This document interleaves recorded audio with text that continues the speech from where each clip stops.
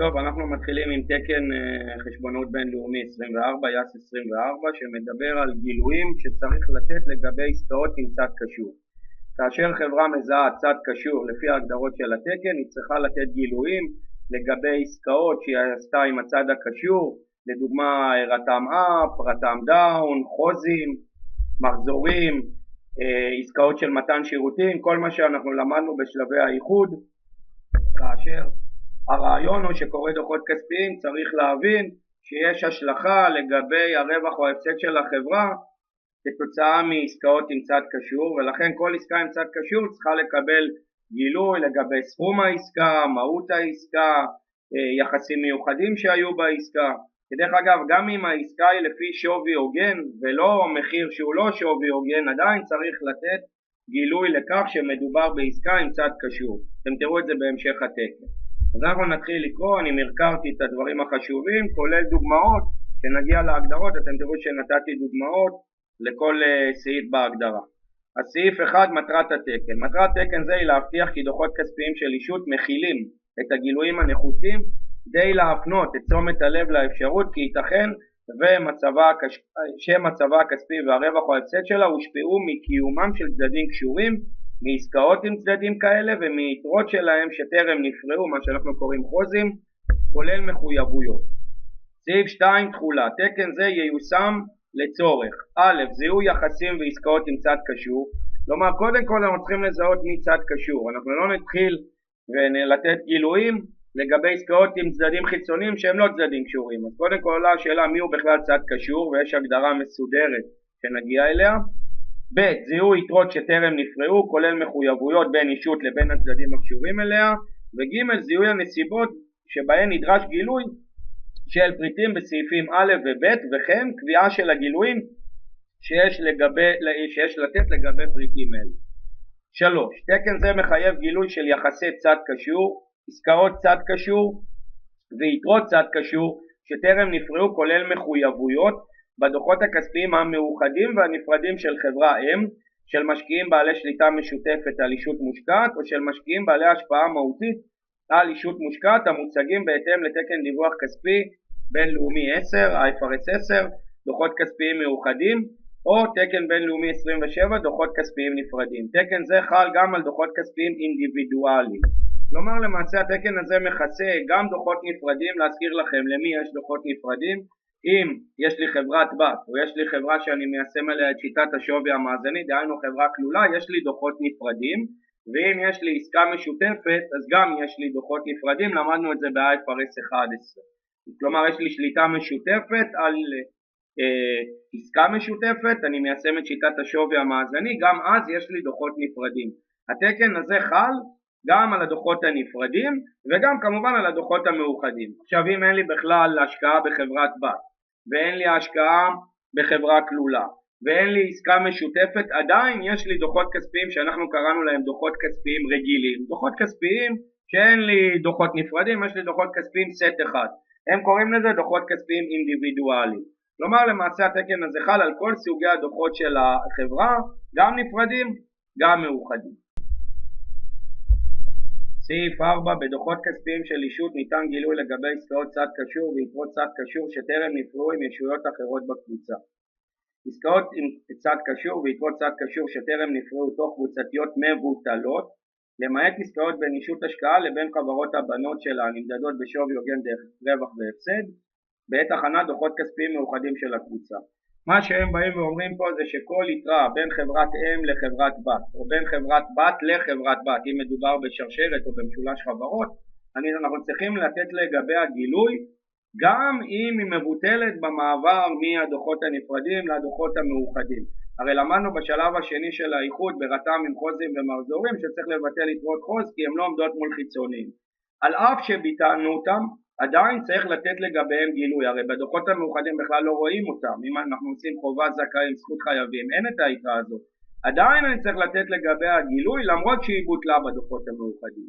עכשיו גם הם אומרים שיש מקרה של אישות השקעה שיש לה חברות בנות, יש ביניהן יתרות והיתרות האלה לא מבוטלות. למה הן לא מבוטלות? כי למדנו ב-IFRS 10 שאישות השקעה לא מאחדת את חברות הבנות שלה, להזכיר לכם, ישות השקעה זה לדוגמה קרן השקעות בחברות סטארט-אפ שיש לה הרבה השקעות והיא לא מאחדת אותם, היא מציגה אותם בשווי הוגן דרך דוח רווח והפסד.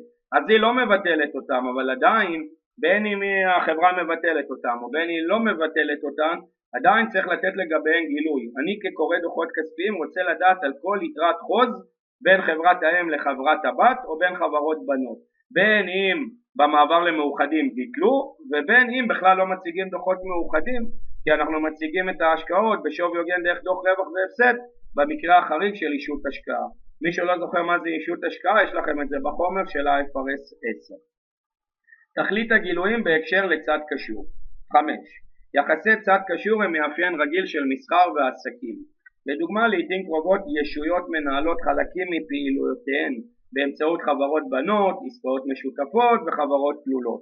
כל הנושא של עסקאות בין חברתיות, אני מוכר מלאי לחברת בת, אני קונה מלאי מחברת בת, עסקאות של מתן שירותים, השכרת נדל"ן, כל מה שלמדנו, זה מאפיין רגיל של מסחר ועסקים. בנסיבות אלה יכולתה של הישות להשפיע על המדיניות הפיננסית והטיפולית של הישות המושקעת היא באמצעות קיומה של שליטה משותפת והשפעה מהותית. כלומר, אנחנו למדנו שליטה IFRS 10, IFRS 3, כל הנושא של צירופי עסקים, שליטה משותפת IFRS 11, השפעה מהותית יאס 28, כלומר התקן מדבר על כל הנושא של חברה כלולה, עסקה משותפת וחברות בנות, כאשר הרעיון הוא שהעסקאות איתן משקפות מהלך רגיל של מסחר ועסקים, ולכן בגלל שזה צד קשור נצטרך לתת גילוי לגבי העסקאות האלה. 6. יחסי צד קשור עשויים להיות בעלי השפעה על הרווח או ההפסד והמצב הכספי של ישות. צדדים קשורים עשויים להיקשר בעסקאות אשר צדדים שאינם קשורים לא היו נקשרים בהם. לדוגמה, ישות המוכרת סחורות לחברת האם שלה לפי עלות עשויה שלא למכור בתנאים אלה ללקוח אחר. כלומר, אם יש לי חברת בת שמוכרת לי מלאי חומרי גלם במחיר עלות, לא מרוויחה לגבי אותו חומר גלם, אז יכול להיות שאם היא תמכור ללקוח אחר, אז היא לא תמכור את זה לפי עלות, היא תגלם בפנים רווח. עכשיו, יש לזה השפעה על הרווח שלי, כי אני קונה מלאי יותר בזול, ואז אני מציג רווחים יותר גדולים. קורא דוחות כספיים צריך להבין את זה, הוא צריך להבין שאני כחברת אם, קניתי מלאי מחברת בת במחיר עלות ולא בשווי הוגן, ולכן כתוצאה מכך הרווח שלי יותר גדול. עכשיו אם לא ניתן לו ביאור שקנינו את כל המלאי מחברת הבת לפי עלות, הוא לא ידע את זה. כמו כן, עסקאות בין צדדים קשורים עשויות שלא להתבצע באותם הסכומים שהיו מבוצעות בעסקאות בין צדדים שאינם קשורים. כלומר, אם יש לי עסקה עם צד קשור, זה יכול להיות שתי חברות בנות, זה יכול להיות חברת אם וחברת בת, אז מטבע הדברים, בגלל שזה צד קשור, אפילו אם העסקה לא מתבצעת לפי עלות, עדיין היא לא תתבצע לפי שווי הוגן. יכול להיות של חיצוני אני מוכר יחידת מלאי ב100 שקלים, ולצד קשור אני אמכור אותה ב80 שקלים. גם 80 שקלים יכול לייצר לי רווח, אבל זה לא השווי ההוגן של העסקה. ולכן צריך פשוט להסביר את מהות העסקה, את זה שאני קונה מלאי ב80 שקלים והשווי ההוגן הוא 100 שקלים, על מנת שקורא דוחות כספיים יבין שהמלאי לא נקנה בעסקה עם חיצוניים, אלא הוא נקנה מצד קשור, ובהתאם לכך המחיר הוא לא מגלם את השווי ההוגן של העסקה. 7. הרווח או ההפסד והמצב הכספי של ישות עשויים להיות מושפעים על ידי יחסי צד קשור, אף אם עסקאות צד קשור אינן מתרחשות. כלומר, הם אומרים פה דבר מעניין, שגם אם אני לא עושה עסקה עם צד קשור, עדיין זה יכול להשפיע על הרווח שלי, גם אם אין עסקה. כלומר, ברור שאם ישנה עסקה ואני קונה מלאי במחיר יותר זול, אז ברור שזה משפיע על הרווח שלי, אבל גם לפעמים שאין עסקה, עדיין זה משפיע על הרווח שלי, ומיד נותנים דוגמה. עצם קיומם של יחסי צד קשור עשוי להיות מספיק כדי להשפיע על העסקאות של הישות עם צדדים אחרים. לדוגמה, חברת בת עשויה להפסיק את יחסיה עם שותף עסקי בעת רכישה על ידי החברה האם של חברה אחות העוסקת בפעילות זהה לזו של השותף העסקי הקודם. לחילופין, צד אחר עשוי להימנע מלפעול בשל ההשפעה המהותית של אחר. לדוגמה, חברת בת עשויה לקבל הנחיה מהחברה האם שלה שלא לעסוק במחקר ופיתוח. למה הכוונה? נגיד שיש את חברה ב' וחברה ב' עושה עסקים עם חברה ג'. חברה א' השתלטה על חברה ב', קנתה את השליטה בחברה ב' והיא מורה לחברה ב' לא לעשות עסקאות עם חברה ג'. כך למעשה היא משפיעה על התוצאות העסקיות מבלי שישנה עסקה. עצם העובדה שהיא אומרת לחברה ב' שעכשיו היא חברת הבת שלה, אל תעשי עסקה עם חברה ג', אז זה משפיע על התוצאות העסקיות של חברה ב' ובאופן עקיף גם באופן ישיר אפילו גם על התוצאות של חברה לפי מי מאחדת אותה. אותו דבר אם אני קונה חברה או השפעה מהותית או שליטה, אותה חברה לפני שקניתי אותה הייתה עוסקת בפעילות מו"פ, ועכשיו אני אומר לה אל תעשי פעילות מו"פ. אז גם בלי שישנה עסקה, עדיין בגלל שזה צד קשור אני משפיע על התוצאות העסקיות בעצם ההחלטה שהיא לא תעשה מו"פ. ולכן גם אם אין עסקה, לעתים יחסים עם צד קשור יכולים להשפיע גם על המאזן וגם על דוח רווח והפסד. סעיף 8.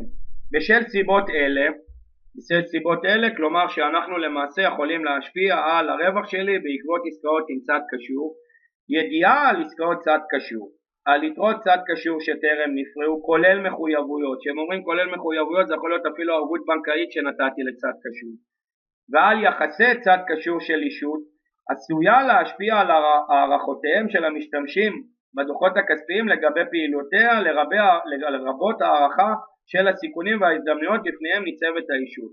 כלומר מה שהם באים ואומרים פה, בגלל שעסקאות עם צד קשור משפיעות על המאזן ומשפיעות על הרווח או ההפסד, גם אם יש עסקאות וגם כמו שאמרנו אם אין עסקאות, קורא דוחות כספיים חייב לדעת מהעסקאות האלו כאשר הוא בא לנתח את הדוחות הכספיים של החברות. כי אם אני קונה מלאי מצד קשור, אם אני מוכר מלאי לצד קשור, אם אני מורה לצד קשור לא להתקשר עם עסקאות עם צד ג', ברור שיש לזה השלכה על התוצאות הכספיות ועל המאזן, וקורא דוחות כספיים פשוט צריך לדעת את זה. עכשיו פה נתתי דוגמאות ליישום יס 24 שכל הדוגמאות האלה ילוו אותנו לאורך כל התקן החל מסעיף 9, כי סעיף 9 מתחיל לדבר על הגדרות, ובשביל להסביר את ההגדרות מה זה בכלל צד קשור, כי עד עכשיו דיברנו מלמעלה צד קשור, השאלה בכלל מה זה צד קשור, אז נתתי דוגמאות, כל פעם נקרא, נחזור לדוגמאות, נראה על מה מדובר ונמשיך. ההגדרה פה היא מאוד מרחיבה, כלומר יש פה הרבה דוגמאות לצדדים קשורים. אז נתחיל עם ההגדרות, סעיף 9. להלן מונחים המשמשים בתקן זה ומשמעותם. אז קודם כל ההגדרה המרכזית כמובן היא צד קשור. צד קשור הוא אדם או אישות. שימו לב, צד קשור זה לא רק חברה, צד קשור יכול להיות גם בן אדם פרטי, אשר קשורים לאישות שמכינה את דוחותיה הכספיים. בתקן זה אישות זו מכונה אישות המדווח. עכשיו תראו, ההגדרה מתחלקת לאלף ולבית. באלף מדברים על אדם. אדם, כלומר בן אדם פרטי, לא חברה. בן אדם פרטי יכול להיות צד קשור, ואז צריך לתת גילויים לגבי כל העסקאות עם אותו אדם. ובית מדבר על אישות. אז אנחנו נתחיל עם סעיף א', ואנחנו מדברים על צד קשור שהוא אדם. אחר כך נעבור לצד קשור שהיא למעשה חברה. כלומר אם א' מחזיקה בחברה ב', אז חברה ב' יכולה להיות צד קשור. אבל א' גם יכולה לזהות צד קשור שהוא לא חברה בעם. ועל זה סעיף 9א מדבר. בואו נקרא את סעיף 9א. אדם או בן משפחה קרוב של האדם קשור לאישות המדווחת אם אותו אדם הוא. עכשיו פה שימו לב, זה לא רק האדם, זה גם הבן המשפחה הקרוב של האדם. ועולה השאלה מה זה בן משפחה קרוב. כלומר אם אני צד קשור של חברה מסוימת, איזה בן משפחה שלי הוא גם צד קשור של אותה חברה, ואם היא תעשה איתו עסקה היא גם תצטרך לתת גילוי. אז בן משפחה קרוב, אני טיפה מדלג, מיד נחזור לזה. אני רוצה להראות לכם מה זה בני משפחה קרובים של האדם. הנה, בני משפחה קרובים של האדם הם בני משפחה כאלה אשר ניתן לצפות מהם להשפיע על אדם זה או להיות מושפעים על ידו בעסקיהם עם האישות וכוללים א', ילדיו של האדם ובן זוגו, ב', ילדי בן זוגו של האדם, וכן ג', אנשים התלויים כלכלית באדם או בבן זוגו של האדם. כלומר למעשה כל שלושת הפרמטרים האלו הם למעשה מהווים בני משפחה קרובים של האדם. כלומר אם חברה מזהה אדם מסוים שהוא צד קשור, היא צריכה גם לזהות את בני המשפחה הקרובים שלו, שזה יכול להיות הילדים שלו, הבן זוג שלו, הילדים של בן הזוג שלו, אנשים התלויים כלכלית בו או בבן זוגו, וגם הם למעשה צד קשור. אם אני אעשה איתם עסקאות אני אצטרך לתת גילוי. עכשיו אני חוזר לדוגמאות שאמרתי לכם. אני רוצה להראות לכם, נתתי פה את כל הדוגמאות של בני משפחה קרובים של האדם. לצורך ההדגמות אני מגדיר את האדם כדוד. כמו בכיתה, גם פה דוד ממשיך איתנו, הוא האדם. עכשיו בוא נניח שדוד הוא צד קשור, אז מי הם בני המשפחה של דוד שהם גם צד קשור מתוקף ההגדרה?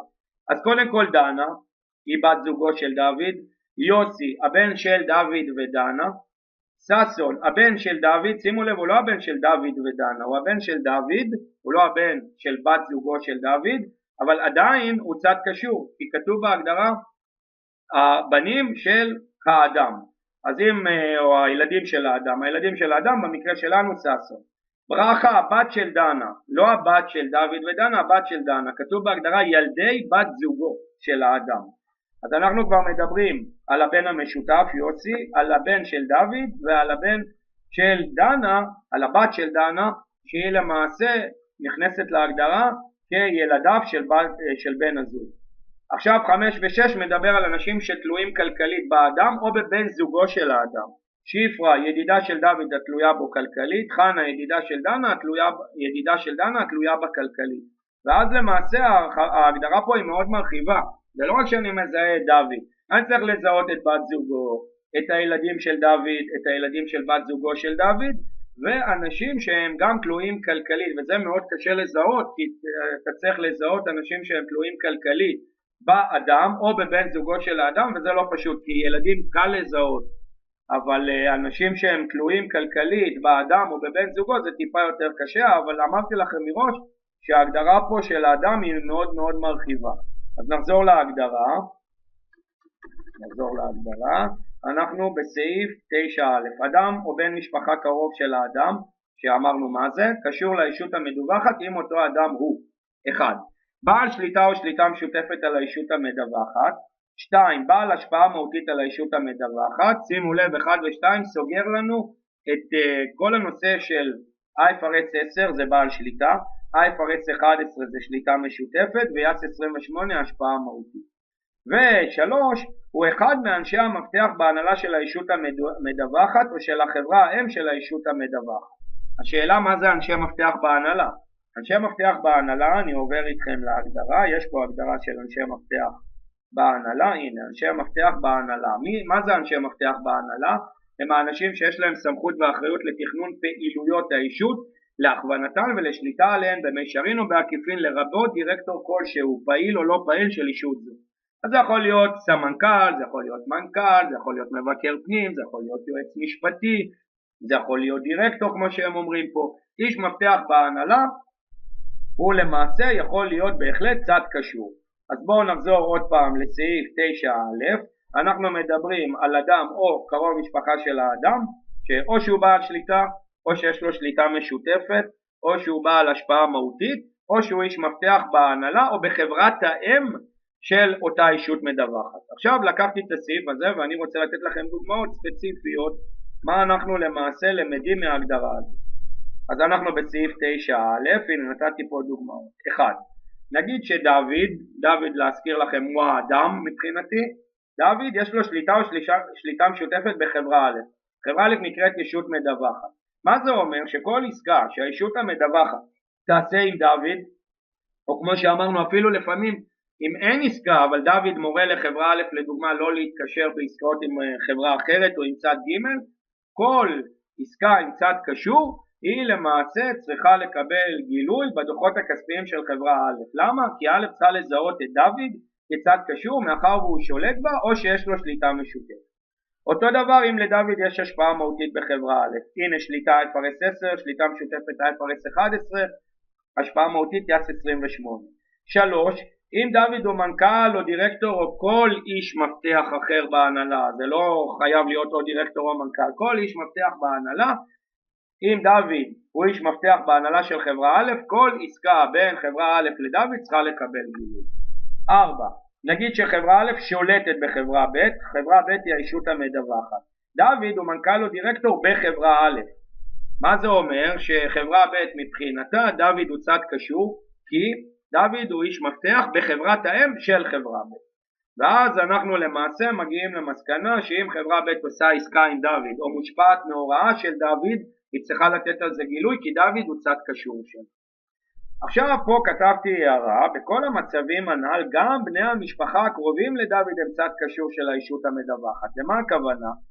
ברור שדוד הוא צד קשור לחברה א' כי הוא שולט או שיש לו שליטה משותפת. פה ברור שדוד הוא צד קשור לחברה א' כי יש לו השפעה מהותית, אבל זה לא רק דוד.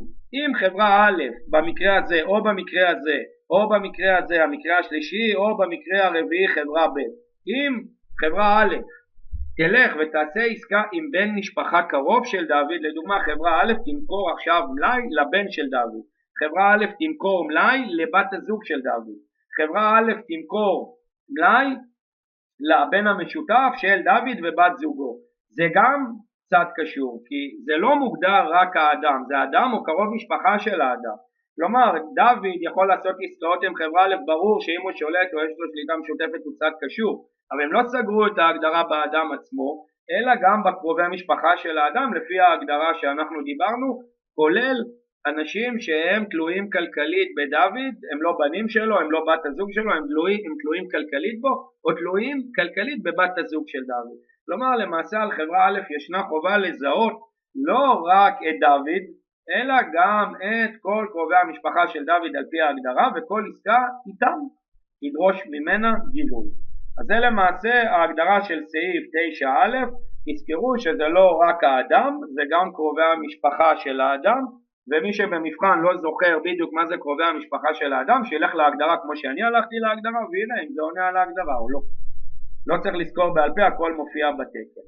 אז זה למעשה, אנחנו חוזרים לפה, לתקן עצמו, זה למעשה כיסינו את 9א. כל הנושא של צד קשור של האדם או בן משפחה קרוב של האדם.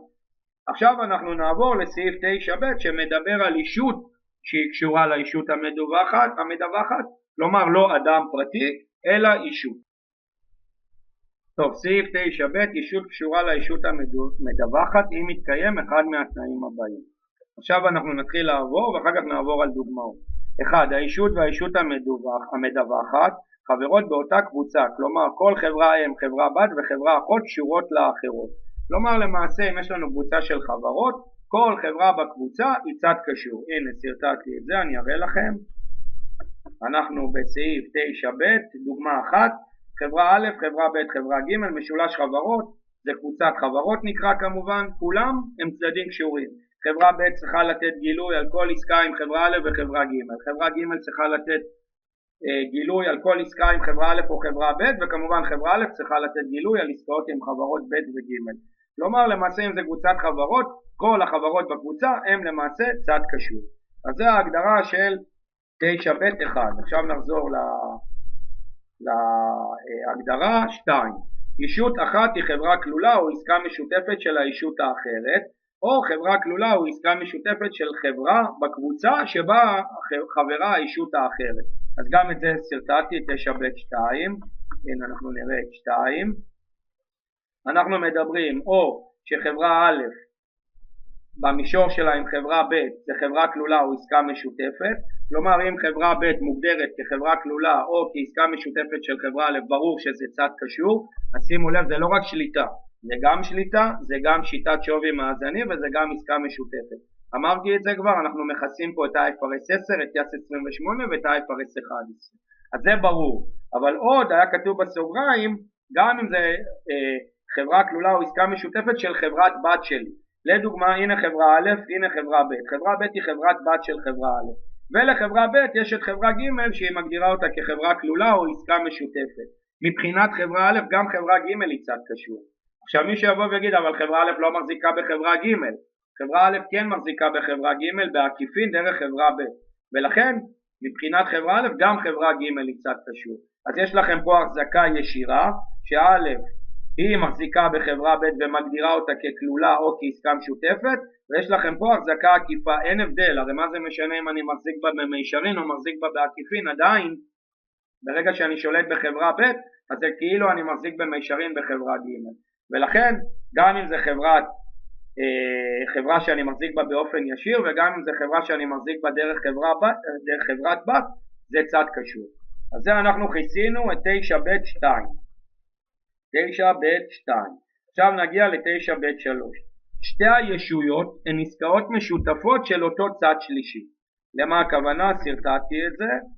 הנה יש לנו פה חברה ב' וחברה ג', וחברה ב' וחברה ג' חברה א' מחזיקה בהם ומגדירה אותם כעסקה משותפת. כלומר לחברה א' ישנה שליטה משותפת על חברה ב' וישנה שליטה משותפת על חברה ג'. להזכיר לכם את IFRS 11, IFRS 11 במקרה של עסקה משותפת אנחנו עושים בדרך כלל שיטת שווי מאזנית, ולכן אם יש לנו עסקה משותפת אנחנו למעשה צריכים להגדיר את חברות ב' וג' כצדדים קשורים. עכשיו מה זה אומר? שאם חברה ב' תמכור מלאי לחברה ג' או אם חברה ג' תיתן שירותים לחברה ב', אז חברה ב' צריכה לתת על זה גילוי, כי חברה ג' מבחינתה זה צד קשור, וחברה ג' צריכה לתת על זה גילוי כי מבחינתה חברה ב' צד קשור. ברור שחברה א' מגדירה גם את חברה ב' וגם את חברה ג' כצד קשור. אני מדבר על חברה ב' וחברה ג'. אם חברה ב' עושה עסקה עם חברה ג' או חברה ג' עושה עסקה עם חברה ב', מבחינתם זה עסקה עם צד קשור, כי הגורם המשותף זה חברה א' שמחזיקה גם בחברה ב' וגם בחברה ג'. ולכן אם תשימו לב באחד אנחנו דיברנו על משולש שזה חברות בנות, בשלוש אנחנו מדברים על משולש שהוא עסקה משותפת. גם עסקה משותפת גורם לכך שחברות ב' וג' הם למעשה צדדים קשורים. אז זה סעיף 9ב3.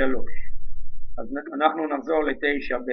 9ב1 היה קבוצת חברות, 9ב2 היה או חברה כלולה או עסקה משותפת, ו9ב3 מחסל את IFRS 11 עסקאות משותפות. עכשיו נעבור ל4. אישות אחת היא עסקה משותפת של אישות שלישית, והאישות האחרת היא חברה כלולה של האישות השלישית. למה הכוונה? זה גם משולש, אני הראיתי אותו פה, זה גם משולש, סעיף 4. אנחנו מדברים על משולש שזה לא חברות בנות ושזה לא עסקה משותפת, אלא אחת עסקה משותפת, השנייה כלולה.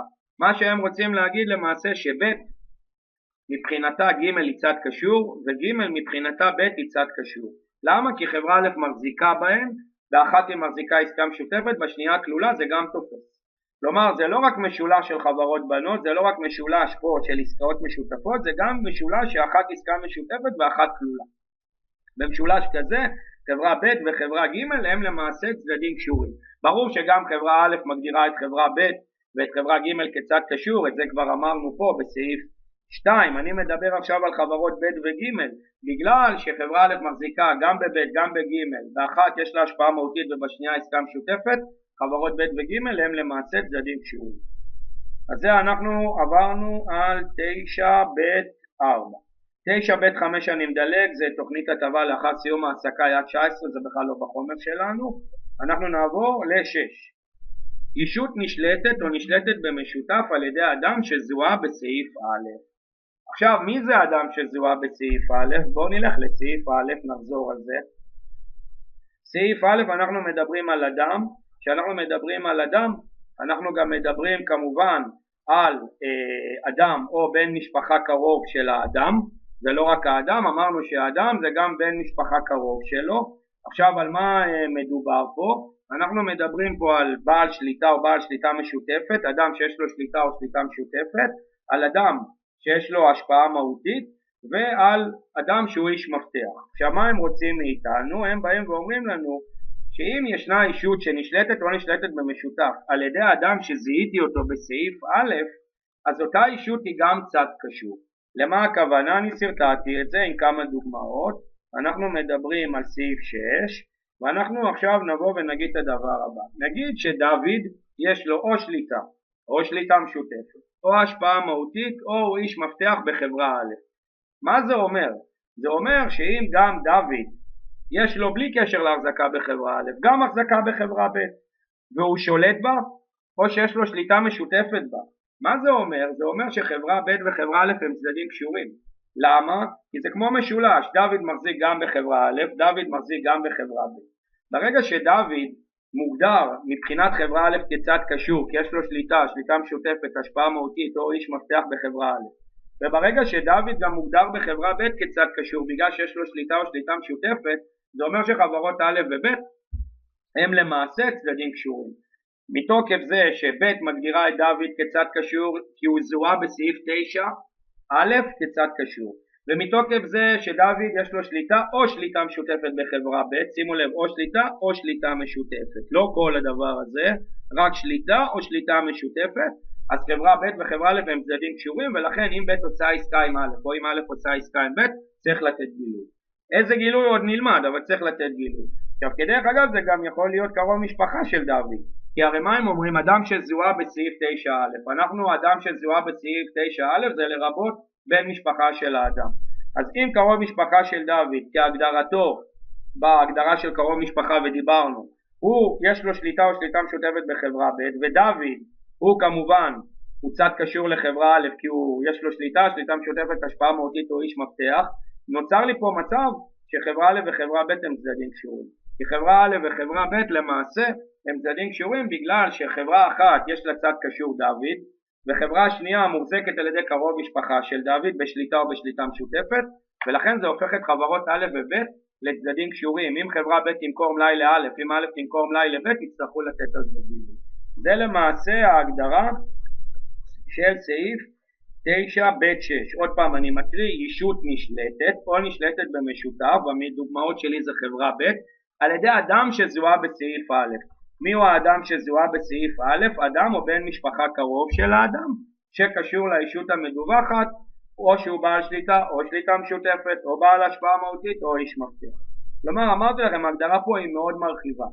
והאחרון 9ב7, אדם שזוהה בסעיף א'1. עכשיו שימו לב, לא בסעיף א', תראו פה כתוב בסעיף א', פה כתוב בסעיף א'1.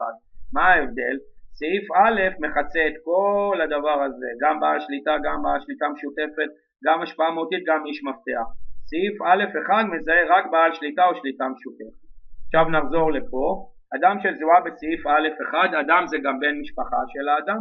אדם שזוהה בסעיף א'1 הוא בעל השפעה מהותית על האישות, או שהוא איש מפתח בהנהלה של האישות או של חברה אם של האישות. אז גם פה נתתי דוגמה. אנחנו נעבור לסעיף 7. הנה, נגיד שדוד יש לו שליטה או שליטה משותפת בחברה א'. שימו לב, לא כל הדבר הזה, זה היה בסעיף 6. אנחנו מדברים רק על שליטה או שליטה משותפת.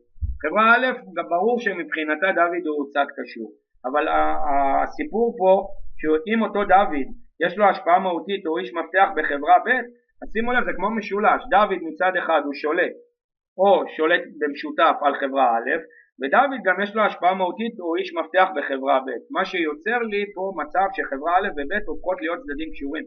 אם א' תמכור מלאי לב', אם ב' תמכור מלאי לא', בגלל שדוד הוא גם בחברה א' וגם בחברה ב', אבל שימו לב, בא' הוא שליטה או שליטה משותפת, ובב' יש לו השפעה מהותית או איש מפתח, זה הופך את חברות א' וב' לצדדים קשורים.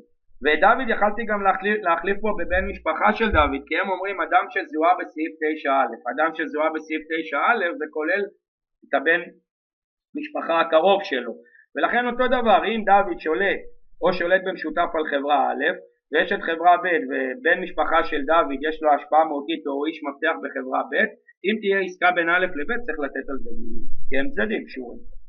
זה למעשה סגרנו את ההגדרה של 9א ו-9ב. מה נחשב צד קשור? עכשיו נמשיך עם ההגדרות. עסקת צד קשור היא העברה של משאבים, שירותים או מחויבויות בין ישות המדווחת וצד קשור ללא קשר אם בוצע חיוב עבור כך. כלומר גם אם אני נותן שירות בחינם לצד קשור, לא לקחתי כסף, בחינם, עדיין זה עסקה עם צד קשור. להזכיר לכם, גם אם הוריתי לצד קשור לא להתקשר עם עסקה עם צד ג', גם צריך לתת על זה גילוי, כי זה גם עסקה. מבחינת התקן קורא דוחות כספיים צריך לדעת מזה. בני משפחה קרובים של האדם, כבר דיברנו. תגמול, מה זה תגמול? כולל את כל הטבות העובד כהגדרתם ביד 19, לרבות הטבות עובד שלגביהן חל ה-IFRS 2, אופציות לעובדים, מה שאנחנו קוראים תשלום מבוסס מניות.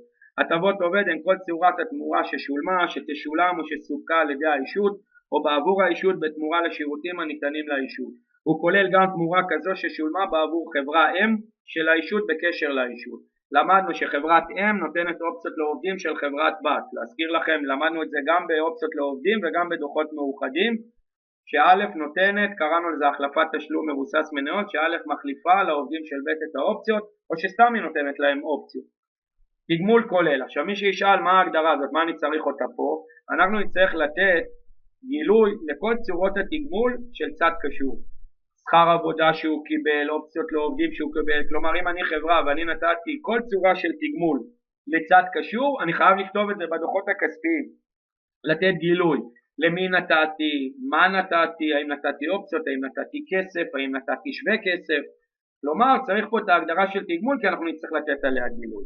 תגמול כולל א', הטבות עובד לזמן קצר כגון שכר עבודה, משכורת, תשלומים לביטוח לאומי, חופשה שנתית בתשלום וחופשת מחלה בתשלום, השתתפות ברווחים ובונוסים אם עומדות לתשלום בתוך 12 חודשים מתוך התקופה, והטבות לא כספיות כגון טיפול רפואי, דיור, רכב צמוד וסחורות או שירותים ללא תשלום או במחיר מסובסד לעובדים קיימים. כלומר למעשה כל הטבה שאני נותן לעובד במסגרת עבודתו, אם העובד אני מגדיר אותו כצד קשור, אז אני צריך לתת לזה גילוי. אם לדוגמה יש לי בעל שליטה והבן שלו עובד בחברה, צריך לתת גילוי על כל מה שאני נותן לבן של בעל השליטה, כי הבן של בעל השליטה מוגדר כצד קשור. אם בת זוגו של בעל השליטה עובדת בחברה ומקבלת משכורת, צריך לתת על זה גילוי.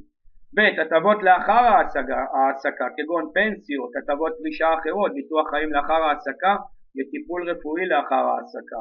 ג', הטבות עובד אחרות לזמן ארוך כולל חופשה בגין ותק או חופשת שבתון, מענק יובל, הטבות אחרות בגין ותק, הטבות בשל אובדן כושר עבודה לזמן ארוך אם הן אינן עומדות לתשלום במלואן בתוך 12 חודשים לאחר תום התקופה, השתתפות ברווחים, בונוסים ותגמול נדחה. כלומר פה סגרו כמעט את הכל. כל הטבה שאני נותן לצד קשור, בין אם זה תגדירו את זה כשכר עבודה ובין אם תגדירו את זה כאובדן כושר עבודה, בין אם תגדירו את זה כמענק, בין אם תגדירו את זה כבונוס, בין אם תגדירו את זה כהטבה שלי היא לא שכר עבודה, על כל דבר כזה אני צריך לתת גילוי כי מדובר בעסקה עם צד קשור. הטבות בגין פיטורין וכן תשלום מבוסס מניות. אנשי מפתח בהנהלה עברנו על ההגדרה. ממשלה זה לא כל כך חשוב לנו, מה הרעיון פה? לפעמים ממשלה יכולה להיות צד קשור של חברה, כי יש חברות שהממשלה מחזיקה בהן מניות, אז כמובן ממשלה היא צד קשור. השאלה איזה גילוי צריך לתת לגבי עסקאות עם ממשלה, זה פחות מעניין אותנו כי אנחנו יותר במישור של חברות שהן לא חברות ממשלתיות, אבל בכל מקרה יש פה הגדרה של ממשלה, מתייחסת לממשלה, מוסדות ממשלתיים וגופים דומים בין אם הם מקומיים, לאומיים או בינלאומיים. ישות קשורה לממשלה, ישות שנשלטת במשותף או מושפעת מהותית על ידי הממשלה, מה שאנחנו קוראים חברות ממשלתיות. המונחים שליטה וישות השקעה, שליטה משותפת והשפעה מהותית מוגדרים ב-IFRS 10, IFRS 11, YAS 28 ומשמשים בתקן זה בהתאם למשמעותן כפי שהוגדרה בתקני דיווח כספי בינלאומיים שבהם הם מוגדרים. כמובן את כל ההגדרות האלו למדנו וכל ההגדרות האלה לא משתנות כאשר אנחנו מגיעים לתקן הזה. סעיף 10, בבחינת כל יחסי צדדים קשורים אפשריים, תשומת הלב מופנית למהות היחסים ולא רק לצורה המשפטית. פה הם עוד פעם מנסים לבוא ולהגיד שאנחנו מסתכלים על המהות הכלכלית ולא על הצורה המשפטית. לא מעניין אותי אם יש הסכם או יש חוזה או יש יחסי עובד מעביד, אותי מעניינת מהות היחסים בין החברה לצד הקשור ולא הצורה המשפטית. שמי שלא יתחבא מאחורי איזה צורה משפטית מסוימת ויגיד שבגלל שהצורה המשפטית היא צורה משפטית מאוד מסוימת אז אני לא צריך לתת גילוי על עסקה עם צד קשור כי זה לא תופס. אז הרעיון הוא שאותי לא מעניין הצורה המשפטית, אותי מעניינת המהות. האם בהחלט החברה צריכה להגיד לקורא הדוחות הכספיים תראה אני עשיתי עסקה עם צד קשור ולא להתחבא מאחורי מהות משפטית.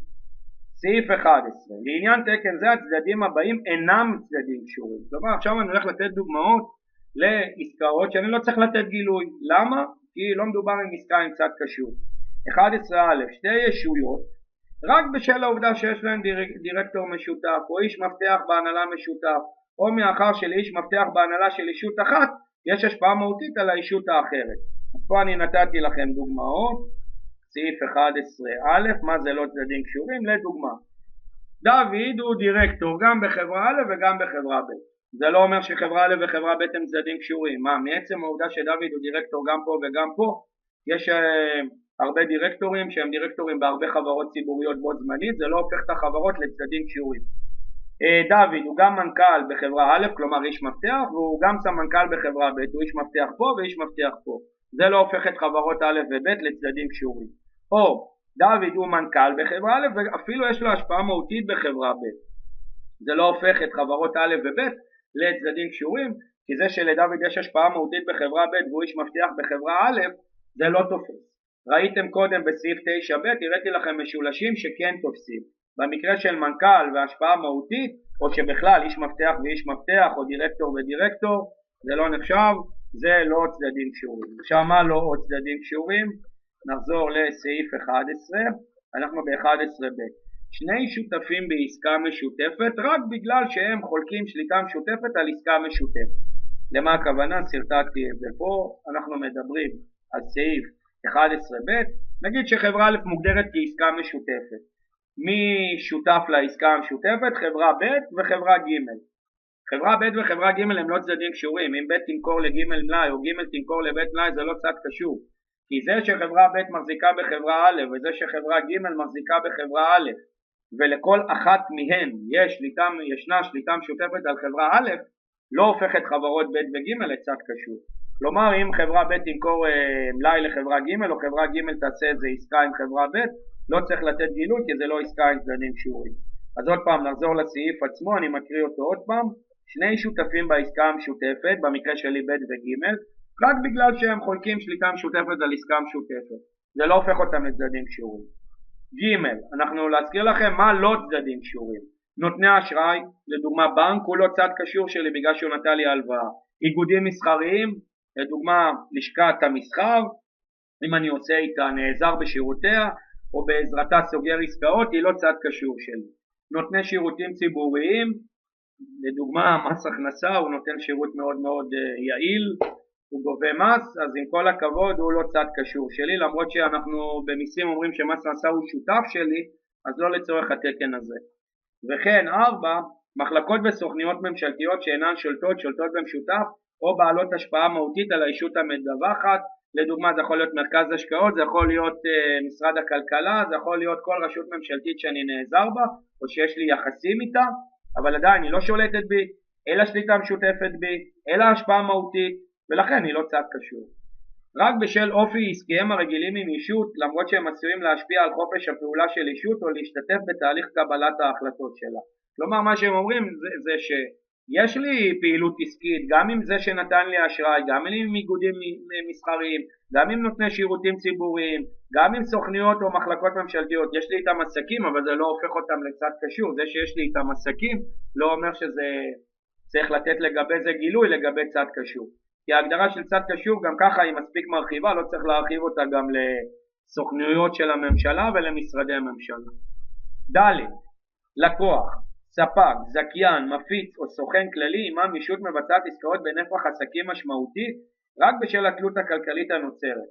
כלומר לקוח גדול ככל שיהיה, ספק מהותי ככל שיהיה, זכיין, מפיץ, סוכן כללי, שאני עושה איתם עסקאות משמעותיות, שימו לב, מבצעת עסקאות בנפח עסקים משמעותי, זה לא אומר שזה צד קשור. לקוח הוא לא צד קשור שלי.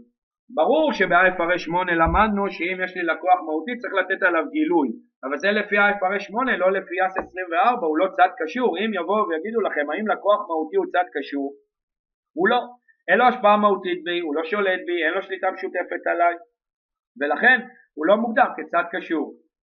זה צריך לתת עליו גילוי לפי IFRS 8 לא אומר שהוא צד קשור לצורך IAS 24. אז זה כל ההגדרות מא' פה שהתחלנו עד ד' לכל הצדדים שהם לא צדדים קשורים.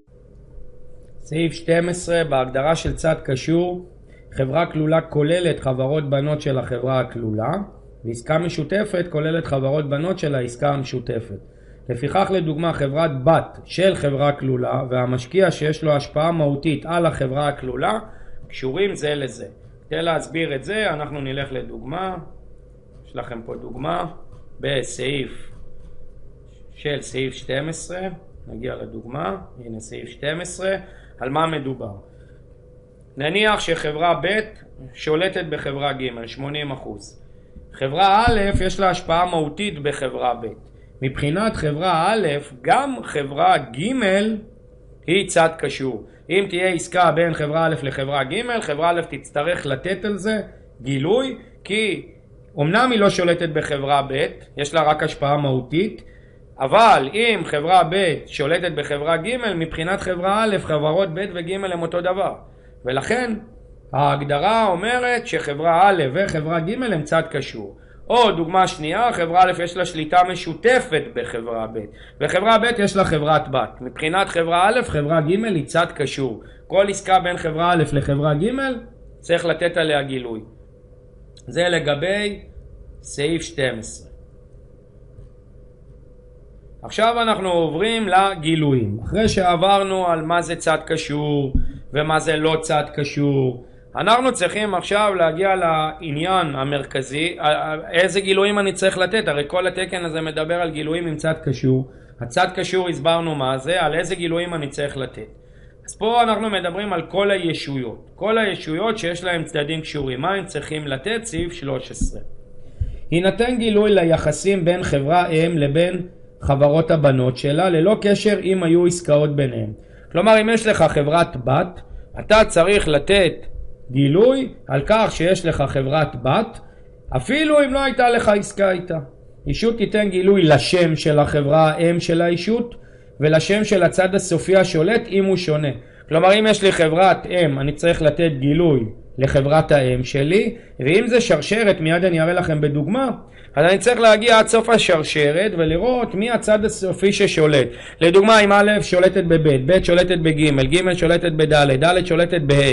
חברה A שהיא בתחתית צריכה לזהות את חברה א' שהיא למעשה הצד הסופי ששולט. אם גם החברה האם של האישות וגם הצד הסופי השולט אינם מפיקים דוחות כספיים מאוחדים הזמינים לשימוש הציבור, כלומר גם חברת האם הישירה שלי וגם זאת שנמצאת למעלה בשרשרת והיא שולטת, היא לא מציגה דוחות לציבור, כי לדוגמה מדובר בחברות פרטיות, יינתן בנוסף גילוי לשם של החברה האם הבאה הבחירה ביותר אשר מפיקה דוחות כספיים כאמור. אז את זה סרטטתי כי צריך להראות את זה, זה שרשרת, סעיף 13 לתקן. א' שולטת בב', ב' שולטת בג', ג' שולטת בד'. עכשיו אני מדבר על חברה ד'. הרי לפי מה שאומרים לנו, חברה ד' צריכה לתת גילוי על חברה ג', כי היא חברת האם הישירה שלה, ועל חברה א', כי היא החברה שהיא למעשה שולטת בכל השרשרת, מה שנקרא הצד הסופי ששולט. הבעיה היא שלא א' ולא ג' מציגות דוחות כספיים לציבור. הם יכולות לא להציג, הרי להזכיר לכם יש פטור ב-IFRS 10 מלהציג. בוא נניח שחברה ג' וחברה א' לא מציגות דוחות מאוחדים לציבור, כי הן חברות פרטיות והן לא צריכות להציג. אז במקרה כזה, חברה ד' לא תצטרך לתת רק גילוי על חברה ג' שהיא חברת הבת הישירה, שהיא חברת האם הישירה, ועל חברה א' שהיא הצד הסופי ששולט בשרשרת. חברה ד' גם תצטרך לתת על חברה ב'. למה היא תצטרך לתת על חברה ב'? כי חברה ב' מציגה דוחות כספיים מאוחדים, וברגע שהיא מציגה דוחות כספיים מאוחדים כמובן לציבור, אז חברה ד' לא תסתפק רק בחברה ג' ובחברה א', היא תצטרך לתת גם על חברה ב'. עכשיו אם אני משנה את זה ואומר שחברה א' לדוגמה מציגה דוחות לציבור, אז חברה ד' תצטרך לתת בפירוט על חברה ג' שהיא חברת האם הישירה, ועל חברה א' שהיא למעשה הצד הסופי ששולט בשרשרת לא צריך לתת על חברה ב', כי מספיק שחברה ד' תיתן את השם של חברה ג' ואת השם של חברה א'. אבל אם אני נקלע לסיטואציה שחברה ג' וחברה א' לא מציגות דוחות לציבור, אז אני לא אסתפק רק בא' ובג', אני גם אצטרך לזהות חברה בשרשרת שהיא כן מציגה דוחות לציבור. במקרה של השרשרת שלי זה חברה ב', אז אני לא אסתפק רק בג' ובא', אני אתן גם על ב'.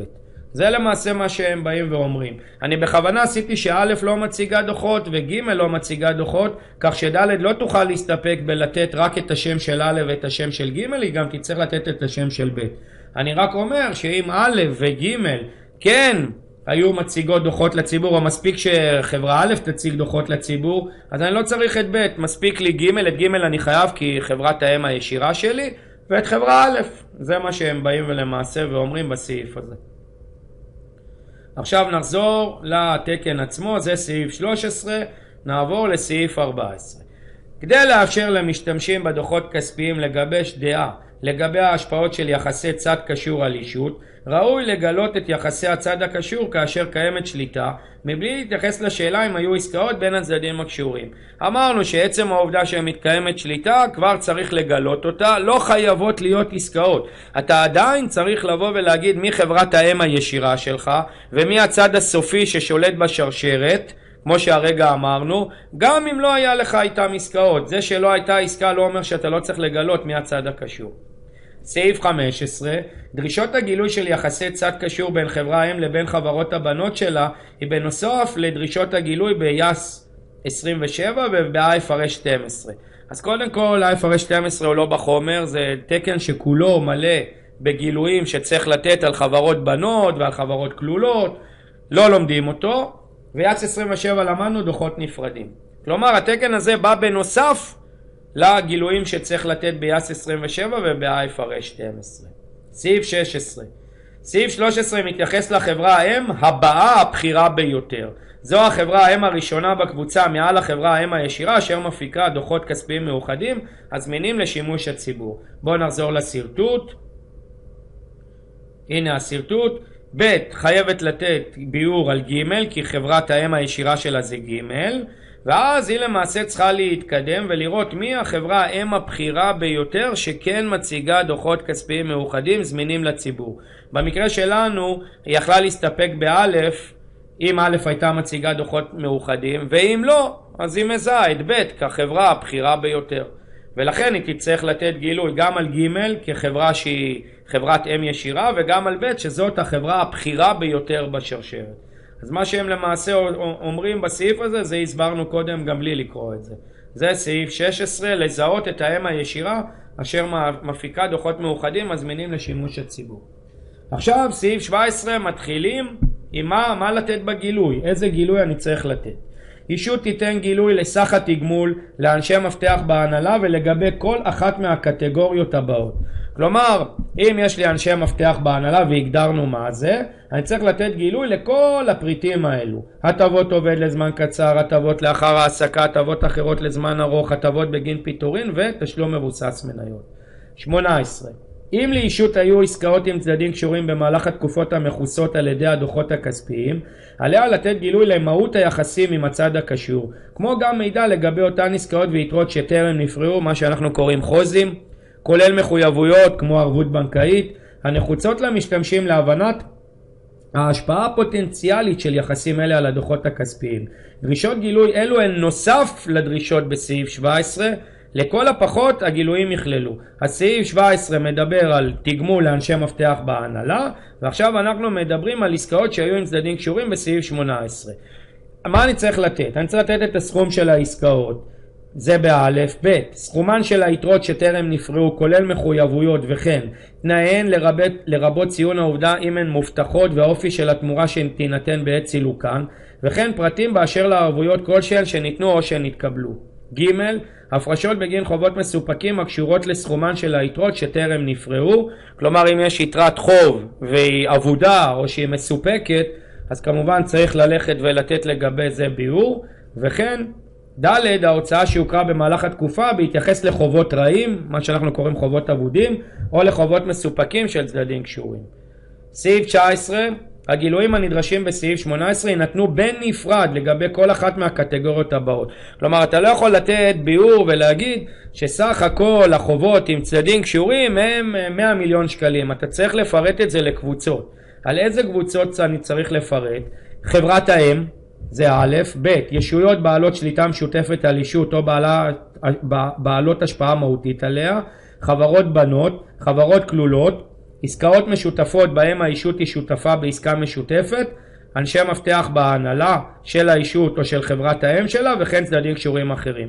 כלומר אם יש לך יתרה של לקוחות עם צדדים קשורים, אתה צריך לעשות טבלה, ובטבלה הזאת אתה צריך לפרט כמה יתרת לקוחות עומדת מול חברת האם, כמה יתרת לקוחות עומדת מול בעלי שליטה משותפת או בעלי השפעה מהותית, כמה יתרות חוב עומדות מול חברות בנות, כמה יתרות חוב עובדות מול חברות כלולות, כמה יתרות חוב עובדות מול עסקה משותפת, כמה יתרות חוב עומדות מול אנשי מפתח בהנהלה של האישות או של חברת האם שלה, ופלאג נאמבר צדדים קשורים אחרים. צדדים קשורים אחרים, זה יכול להיות לדוגמה, למדנו בסעיף 9א, בן זוגו של האדם. זה הוא לא עומד בכל ההגדרות של א' עד ו', אז הוא ייכנס בעמודה האחרונה. סעיף 20 הם מתחילים להסביר לנו את סעיף 19. הסיווג של סכומים לשלם לצדדים קשורים או סכומים לקבל מצדדים קשורים בקטגוריות השונות כנדרש בסעיף 19 הוא הרחבה של דרישות הגילוי ביס 1, הצגת דוחות כספיים, באשר למידע שיש להציג בדוח על המצב הכספי או בביאורים. הקטגוריות מורחבות כדי לספק ניתוח מקיף יותר של יתרות צד קשור וחלות על עסקאות צד קשור. למה הכוונה? ביס 1 הרי הם אמרו שכל יתרה מהותית צריך לתת לגבי הגילוי. אם יש לי יתרה של לקוחות, אז אני יכול כבר בגוף המאזן, אם יש לקוח מהותי, לרשום אותו אם אני חושב שזה תורם להבנה נאותה יותר של הדיווח הכספי. אז מי שיבוא ויגיד, אבל כבר ביס 1 אמרת לי לתת פירוט על כל הלקוחות שלי, אז בא יס 24 ואומר, זה לא קשור. מה שיס 1 אומר, הוא מדבר על כלל הלקוחות. פה אני מדבר על לקוחות שהם צדדים קשורים. כלומר, אנחנו פה באים ומרחיבים את היריעה של יס 1, ואנחנו לא רק נסמכים על יס 1, אנחנו הולכים ונותנים פירוט לקבוצות בהתייחס לכל מה שעכשיו דיברנו בסעיף 19, כאשר מדובר בחובות עם צדדים קשורים. כי זה שזה לקוח חיצוני או שזה שלקוח צד קשור, זה לא אומר שהגילוי יהיה אותו דבר. אם זה צד חיצוני אני אסתפק ביס 1. אם זה צד קשור, גם יס 1 וגם יס 24. סעיף 21. להלן דוגמאות לעסקאות אשר ניתן להם גילוי אם הן עם צד קשור. א', רכישות או מחירות של סחורות, מה שאנחנו תמיד היינו קוראים רת"מים, רת"ם אפ, רת"ם דאון. רכישות או מחירות של נדל"ן או נכסים אחרים, כמו רכוש קבוע לדוגמה. מתן או קבלת שירותים, למדנו עסקאות של מתן שירות. חכירות, העברות של מחקר ופיתוח. ו', העברות בהתאם להסדרי רישוי. ז', העברות בהתאם להסדרי מימון, כולל הלוואות והשקעות הוניות במזומן או בעין. להזכיר לכם, למדנו כל הנושא של דיבידנד בעין, איפריק 17. ח', תנאי ערבויות או ביטחונות. ט', מחויבויות לבצע משהו אם אירוע מסוים מתרחש או לא מתרחש בעתיד, כולל חוזה ביצוע, חוזה ביצוע יס 11, שהוכרו או לא הוכרו.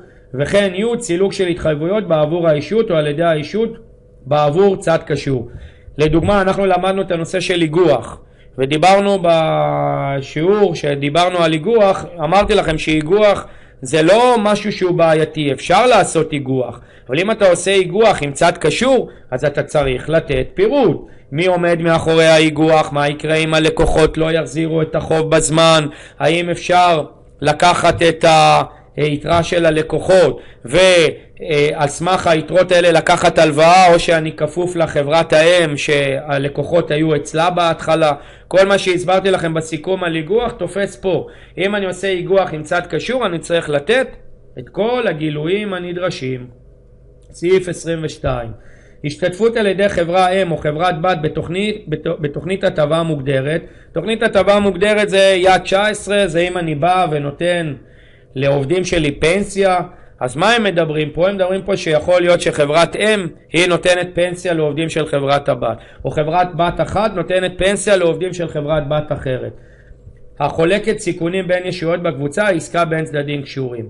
אז אנחנו כמובן לא לומדים את יד 19, אבל בכל מקרה זה הגיוני. אם חברת האם נותנת הטבות פנסיה או הטבות מוגדרות לעובדים של חברת הבת, צריך לתת על זה גילוי.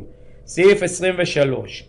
גילויים לפיהם עסקאות צד קשור בוצעו בתנאים שווי ערך לאלה הסוררים בעסקאות בין צדדים שאינם קשורים, יינתנו רק אם תנאים כאלה ניתנים לאימות. עכשיו אני אסביר. נגיד שחברה א' שולטת בחברה ב' והיא מוכרת למלאי. אז היא נותנת גילוי, ובגילוי עולה השאלה האם היא צריכה להגיד האם המלאי נמכר בשווי הוגן, כלומר אם היא הייתה מוכרת את המלאי לצד חיצוני הייתה גובה את אותו מחיר, או לא בשווי הוגן. השאלה פה האם חברה א' באמת צריכה לבוא ולהגיד אם היא מכרה את המלאי בשווי הוגן, או אם היא מכרה אותו בפחות מהשווי ההוגן. אז הרעיון הוא שחברה א' אם היא רוצה יכולה ללכת ולתת גילוי לפיו העסקאות האלו נעשו בשווי הוגן, אבל היא תצטרך להוכיח שזה באמת שווי הוגן. כלומר, יכול להיות שא' לקחה יחידת מלאי ומכרה אותה ב100 שקלים לחברה ב'. עכשיו היא תיתן גילוי שזה לפי שווי הוגן. מי אמר שזה לפי שווי הוגן? אולי אם א' הייתה מוכרת את המלאי לחיצוני זה לא היה 100 שקלים, אולי זה היה פחות, אולי זה היה יותר, ולכן התקן מאפשר לי לתת גילוי ולהגיד שאני מכרתי את המלאי לפי שווי הוגן, רק בתנאי שניתן לאמת את זה. כלומר שאני יכול להביא הוכחות שאני מכרתי את אותו מלאי לצד חיצוני באותו מחיר. כי אם אני לא יכול להוכיח את זה, אז אני לא אכתוב את זה. עכשיו מי שישאל, אז למה לחברה חשוב לכתוב בגילוי שהמלאי נמכר לפי שווי הוגן? כי אם אני כותב שמכרתי לחברת בת מלאי לא לפי שווי הוגן, או לחברה כלולה מלאי לא לפי שווי הוגן, יכול להיות שקורא דוחות כספיים לא יראו את זה בעין יפה. אז אני רוצה להגיד להם, תשמעו, למרות שזה צד קשור, מכרתי את זה לפי שווי הוגן. כדי לכתוב דבר כזה, אני צריך להוכיח שבאמת מדובר בשווי הוגן. כלומר, אם הייתי מוכר את אותו מלאי לחיצוניים, הייתי מקבל את אותו מחיר. אם אני יכול להוכיח את זה, אז אני אכתוב את זה בביאור. ואם אני לא יכול להוכיח את זה, אז אני לא יכול לכתוב את זה בביאור. סעיף 24. ניתן לתת גילוי במצטבר לפריטים בעלי אופי דומה, למעט כאשר נחוץ גילוי נפרד לצורך הבנת ההשפעות של עסקאות צד קשור על הדוחות הכספיים של האישות. לדוגמה, אם יש לי 10 יתרות של לקוחות שהן בעלות אופי דומה וכל יתרה מתייחסת לצד קשור אחר, אז אפשר לקבץ את זה ולתת את זה בביאור ביחד, אלא אם כן אני חושב שחשוב מאוד ללכת ולהפריד את זה ולהגיד שכל יתרה מתייחסת לצד קשור אחר. כלומר, אפשר פה לקבץ גילויים אם אני חושב שאין לזה השלכה משמעותית על ההבנה של הדוחות הכספיים. טוב, ישויות שקשורות לממשלה, דיברנו על זה טיפה בהגדרות קודם, אנחנו לא כל כך מתעסקים זה, אבל בכל זאת נקרא. סעיף 25, ישות מדווחת פטורה מדרישות הגילוי של סעיף 18 בהקשר לעסקאות צד קשור ויתרות שטרם נפרעו, כולל מחויבויות אם א', ממשלה שיש לה שליטה או שליטה משותפת או השפעה מהותית על הישות המדווחת. כלומר, למעשה, אם יש לי ממשלה שהיא שולטת בי, או שיש לה שליטה משותפת, או יש לה השפעה מהותית בי, אז אני פטור מהגילוי של סעיף 18 כי זאת ממשלה. וכן, ב', ישות אחרת שהיא צד קשור, בגלל שלאותה ממשלה יש שליטה או שליטה משותפת או השפעה מהותית הן על הישות המדווחת והן על הישות האחרת. לדוגמה, אם ממשלה שולטת גם בחברה א' וגם בחברה ב', הרי לכאורה לפי ההגדרה שדיברנו בסעיף 9, חברות א' וב' הן קשורות. אז כל עסקה שא' עושה עם ב' צריך לתת גילוי. אבל בגלל שהצד ששולט בחברה א' והצד ששולט בחברה ב' הוא הממשלה, אז לא צריך לתת גילוי. סעיף 26.